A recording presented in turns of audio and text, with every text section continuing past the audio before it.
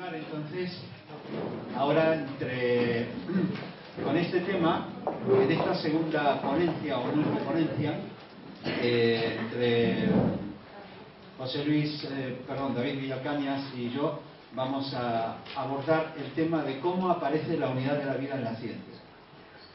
Hay distintos aspectos que considerar y uno de ellos es justamente el que voy a abordar ahora sobre la física cuántica. Como tenemos muy poco tiempo, voy a ir a toda pastilla, pero no me voy a detener demasiado.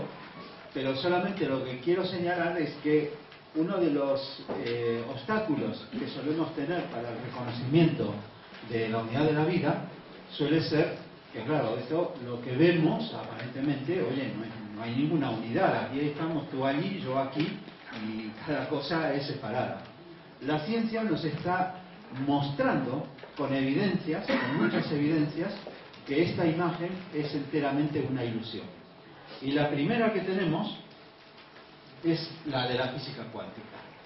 La física cuántica se origina con los estudios de Max Planck y de Albert Einstein, que enunciaron que la energía no se puede transmitir de manera continua en cantidades tan infinitesimales como queramos, sino que se hacen pequeños paquetes de energía. Esos paquetes de energía o quantums de energía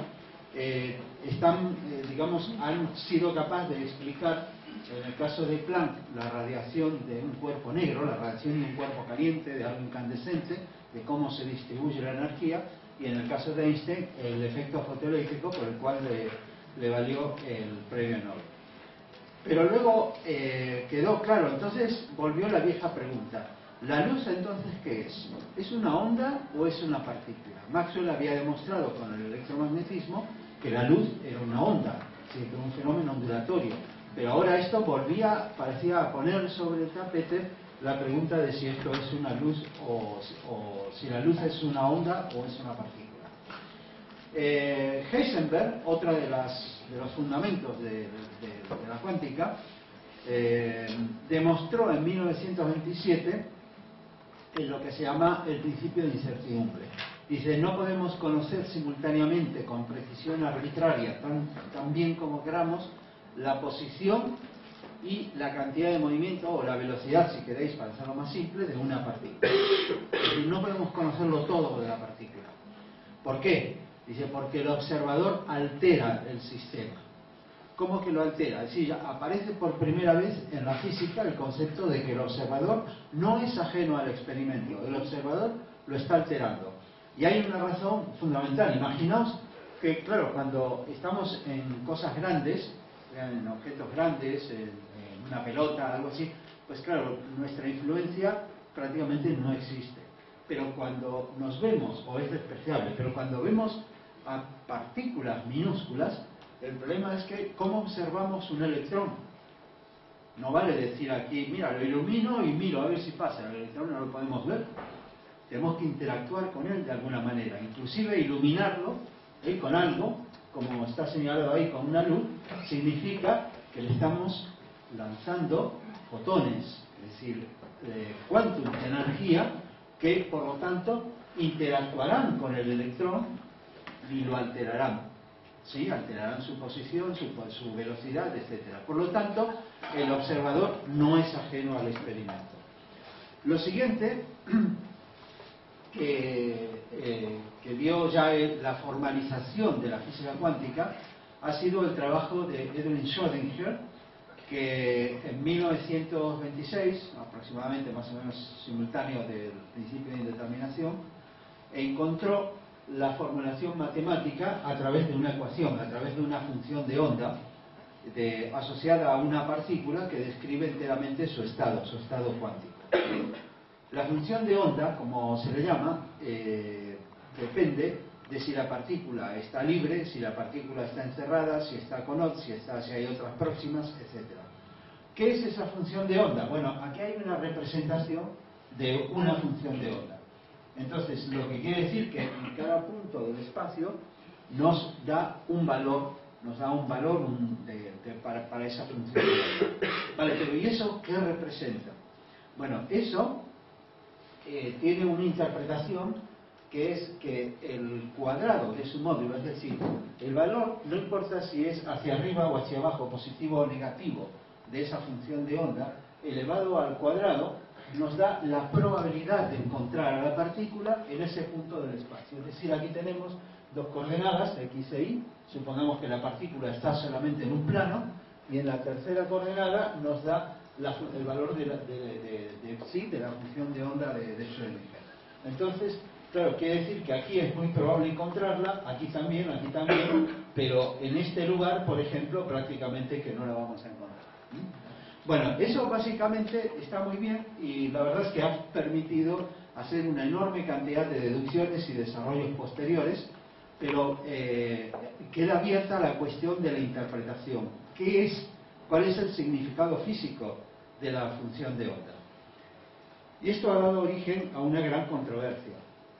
Bueno, en primer lugar, el modelo del átomo cambió totalmente y ya cambió nuestra visión de la naturaleza, de la parte física de la naturaleza, porque se pasó del modelo planetario, ¿no?, del átomo como si fuera, o el núcleo como un sol y los electrones dando vuelta como si fueran planetas, del modelo que había, a un modelo donde solamente podemos hablar de nubes de probabilidad, que son la probabilidad de encontrar a los electrones en determinadas zonas. Estas zonas iluminadas que vemos son en realidad representaciones para distintos estados cuánticos, distintas configuraciones del átomo, de dónde se podrían encontrar a los electrones en el caso del átomo de hidrógeno con distintos estados cuánticos. Vale, pero entonces viene el experimento de la doble rendija. Este es, según Richard Feynman, un premio Nobel también, el experimento crucial de la mecánica cuántica, aquel que no puede ser explicado de ninguna otra manera y que ha dejado perplejos a todos los investigadores durante muchísimo tiempo y aún hoy.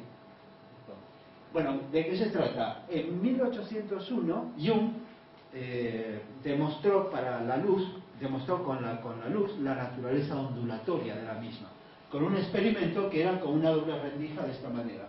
Tenemos ahí arriba una fuente de luz, esta emite ondas de luz y pasa por una rendija, por un filtro o una parte, una pantalla, ¿no?, que lo apantalla, pero que tiene dos rendijas muy delgadas. Cada una de las rendijas se convierte a su vez en un nuevo emisor de luz, de tal manera que se producen interferencias como las ondas en un estanque y en una pantalla luego vemos que hay barras, lugares donde se ilumina, donde hay luz, y lugares donde hay sombra, donde no se ilumina. Donde las ondas se refuerzan, hay luz, y donde las ondas se anulan, porque están en contrafase, se oponen entre sí, hay sombra. Eso hasta ahí estaba perfecto. Eso para la luz. Ahora, si lo hacemos nosotros, el mismo experimento, con partículas, resulta que, mientras lo hacemos con partículas grandes, por ejemplo, granos de arena, obtenemos el resultado que esperaríamos de lanzar partículas o pelotitas. Es decir, que nosotros lanzamos partículas, claro, donde se encuentran con la pared no pasan, y donde se encuentran con la rendija, con la abertura, pasan. Y por lo tanto, en la pantalla, la sombra que tenemos es básicamente en los lugares 2 barras exactamente, ¿no? Eso es el resultado de la rendija. Ahora bien, ¿qué pasa si ahora lo hacemos con electrones? O sea, con partículas de tamaño muy pequeño. Entonces, pues nos vamos a encontrar con algo sorprendente, que los electrones se van acomodando, se van dispersando, ya no forman las 2 barras como esperábamos, sino que lo que vamos obteniendo son pues barras que nos están indicando cuál es como estas, vamos lanzando unos pocos, vemos que se dispersan, que hacen algo raro, seguimos lanzando más, y cuanto más lanzamos van apareciendo el patrón de barras de interferencia, de tal manera que los electrones se comportan como ondas. Y entonces decimos, bueno, pero inclusive se ha dicho, dice, bueno, esto es el resultado de, claro, lanzar muchos, interfieren entre sí. Se hizo el experimento lanzando de a uno, porque se podía filtrar de tal manera que solamente fuera uno. y lanzarle a uno tenía el mismo comportamiento, con lo cual no se podía hablar de que se estaban chocando unos con otros. Entonces, la gran conclusión es que realmente esto se comporta como el modelo cuántico es capaz de explicar a través de la probabilidad, que no voy a entrar en detalles, pero simplemente decir que a través de la función de onda de Schrödinger que vimos antes, se explica que existen estos lugares, aquí donde la probabilidad es grande, tenemos una zona que luego aparece iluminada y aquí se suman las probabilidades de cada uno y aquí es donde hay valles, es donde aparecen las zonas oscuras. Es decir, que el modelo cuántico sí que explicaba, y la ecuación de Schrödinger explicaba todo esto. Pero ahora la cuestión es otra. La cuestión es decir, vale, esto está interesante, curioso, diréis, ¿qué tendrá que ver todo esto con el tema para el cual vinimos aquí? Pero, decir, ¿cómo se interpreta esto? Y ahí es donde se comenzaron a matar todos los físicos. Bueno, simbólicamente. Surgieron aproximadamente 11 o 12 interpretaciones de la mecánica cuántica. Distintas. Es decir, bueno, es que la función de onda, porque es un elemento matemático, abstracto, que se dio, pero ¿y eso qué significa en el mundo real? Entonces, no voy a leer esto está tomado, esta tabla la tenéis en la Wikipedia, pero hay muchísimas interpretaciones y bueno, vamos a decir, la interpretación que persistió, que fue propuesta inicialmente por Niels Bohr y Heisenberg, fue la interpretación de lo que se llama la interpretación de Copenhague. Seguramente habréis visto muchos documentales en los cuales dice, la física cuántica dice que existen muchos universos y que sucede todo a la vez y que solamente cuando el observador observa lo que quiere, recién se produce, se colapsa la función de onda y entonces se produce una de esas probabilidades y que la mecánica cuántica es totalmente probabilística. Eso no es así realmente. Es lo que es, la función de onda existe y efectivamente solo podemos hablar de probabilidades, pero la interpretación de que la función de onda se colapsa y que solamente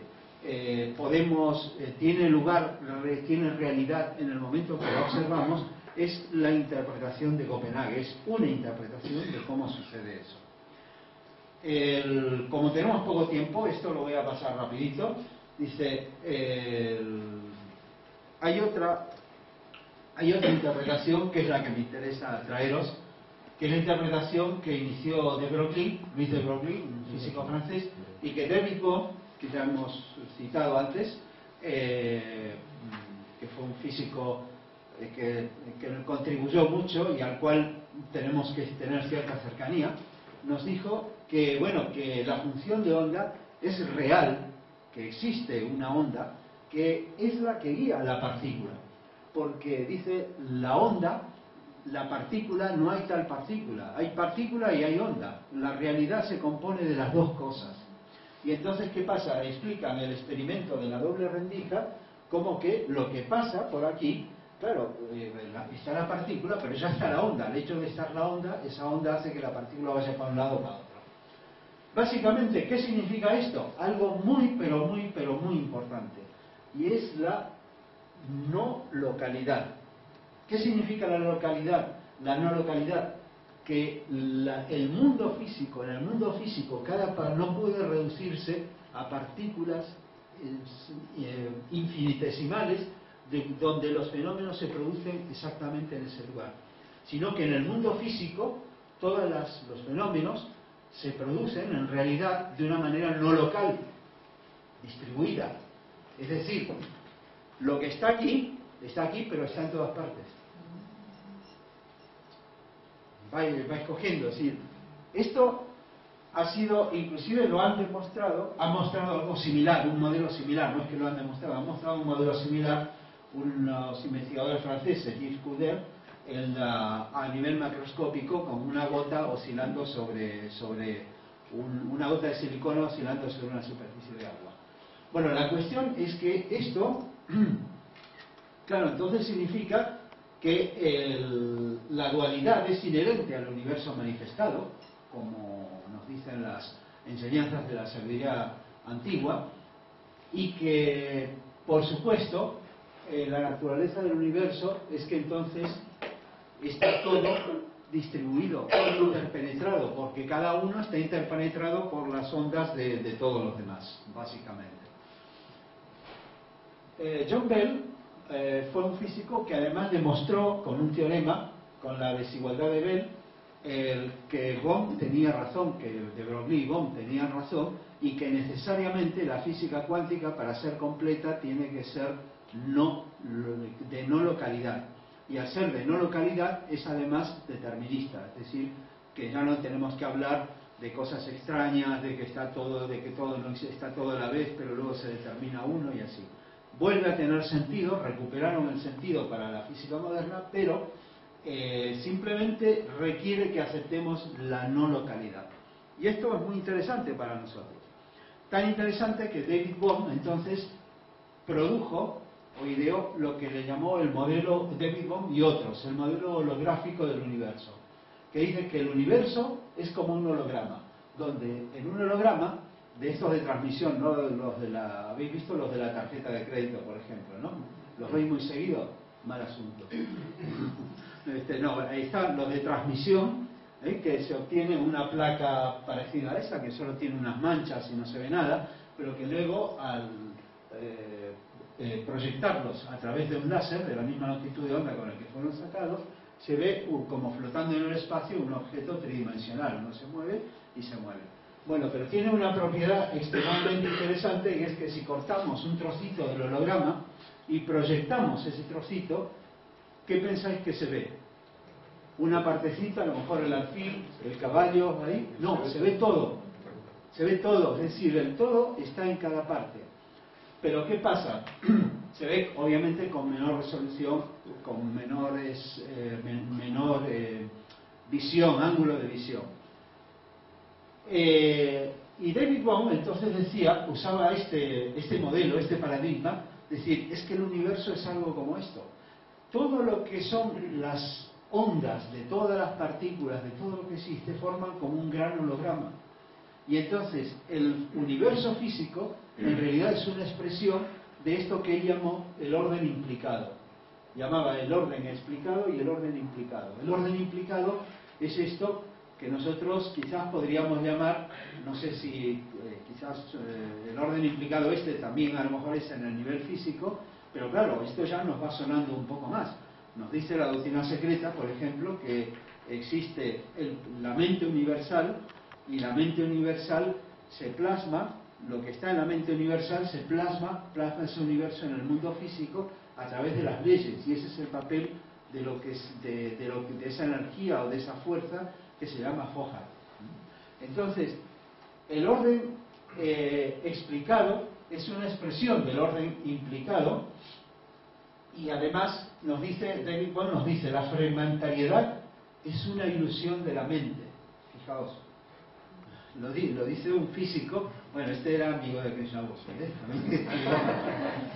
es decir, pero claro, por eso lo cuestionaron muchísimo a él, pero ahora hay mucha gente, bueno, hay alguna gente, dentro, no sé si es mucha o poca, pero hay gente, hay investigadores en Italia, en Estados Unidos, etcétera, que están, inclusive hay un curso, ha habido un curso en el MIT, creo que era, acerca de esto, que porque están rescatando esta corriente que, claro, un poco la habían dejado así enterrada, como decir, ¿qué está diciendo este loco? Este se ha visto con gurús y viene aquí con cosas raras.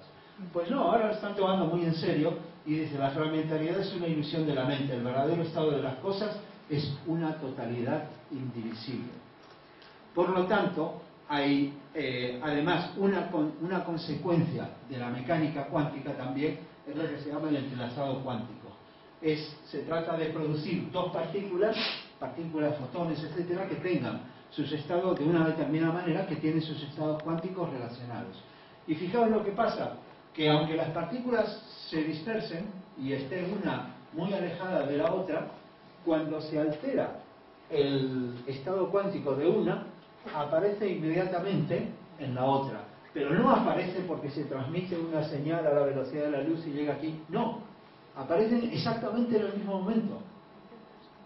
Entonces, la conclusión, esto lo demostró un físico francés en 1982, que fue Alan Aspect, el experimento de Alan Aspect.